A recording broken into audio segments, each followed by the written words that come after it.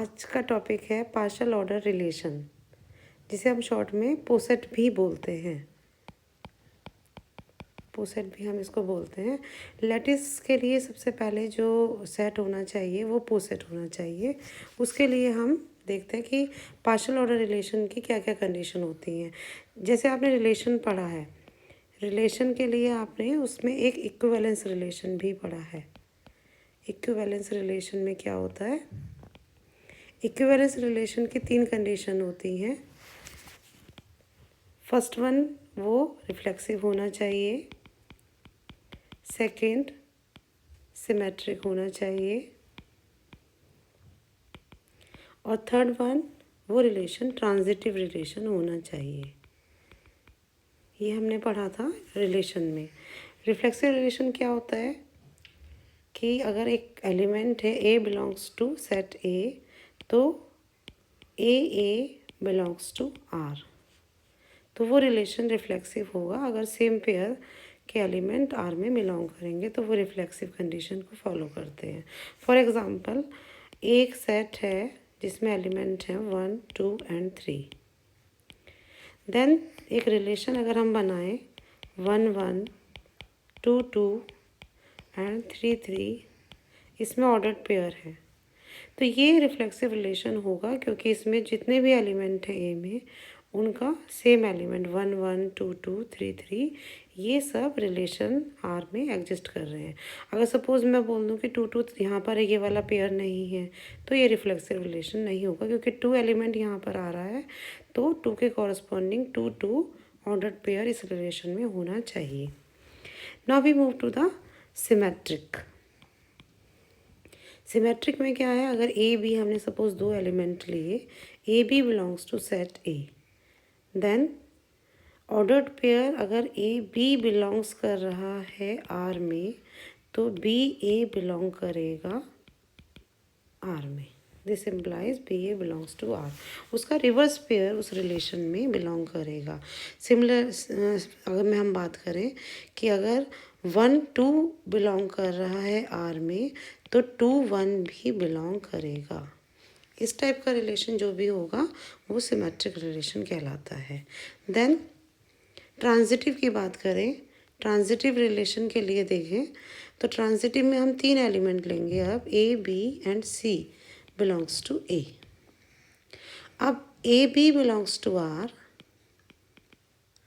B C belongs to R, this implies A C belongs to R.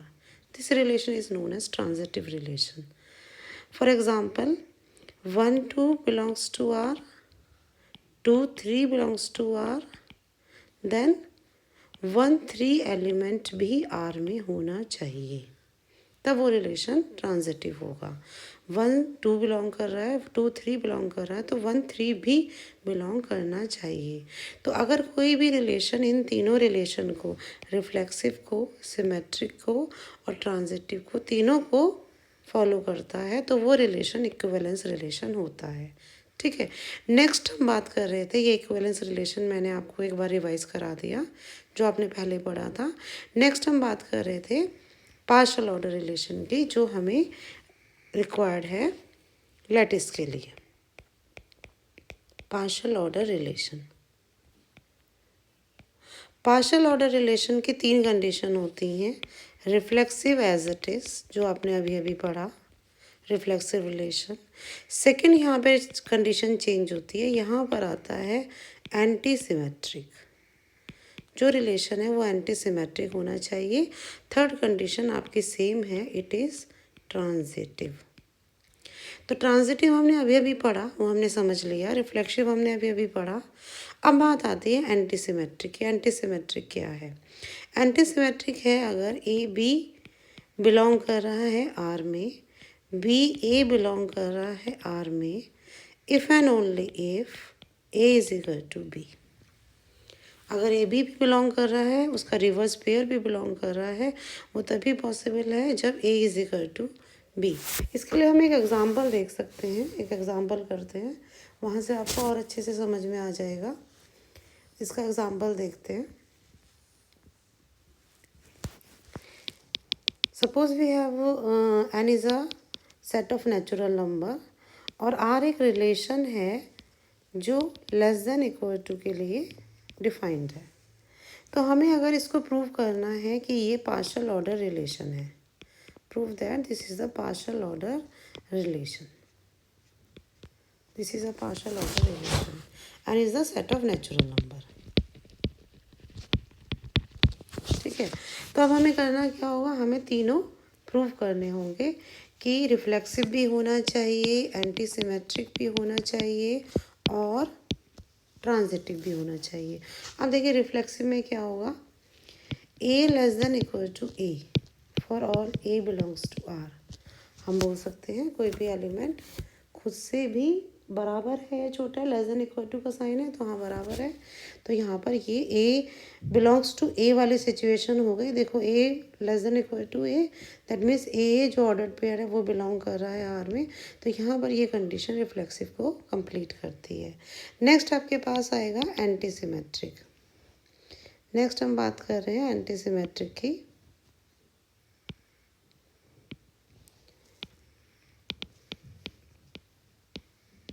Antisymmetric, antisymmetric के लिए क्या बोलोगे आप, दो एलिमेंट आपने ले लिए, A less than equal to B and B less than equal to ए।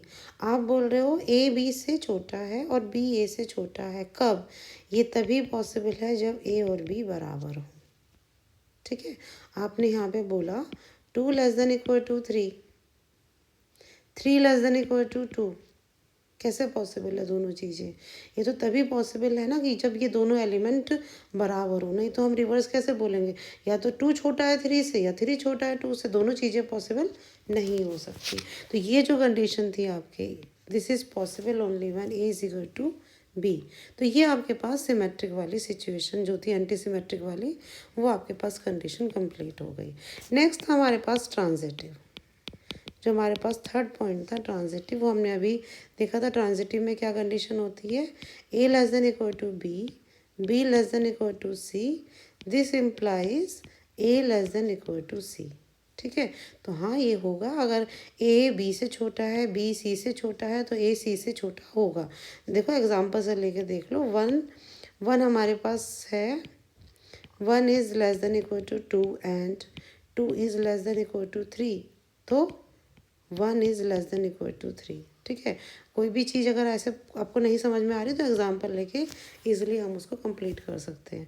तो यहाँ पर आपने देखा कि ये जो आपके पास था question, set of natural number relation था लेस देन इक्वल टू, ये आपके पास रिफ्लेक्सिव, एंटीसिमेट्रिक, ट्रांजिटिव, तीनों कंडीशन आपके पास कंप्लीट हो गई। तो आप यहाँ पे बोलोगे this is a partial order relation, this is partial order relation. ठीक है, अब पार्शियल ऑर्डर रिलेशन जिस सेट के लिए डिफाइंड होता है, जैसे हमने सेट पी के लिए इसको डिफाइन किया था, तो ये कहलाता है यहाँ पर पोसेट।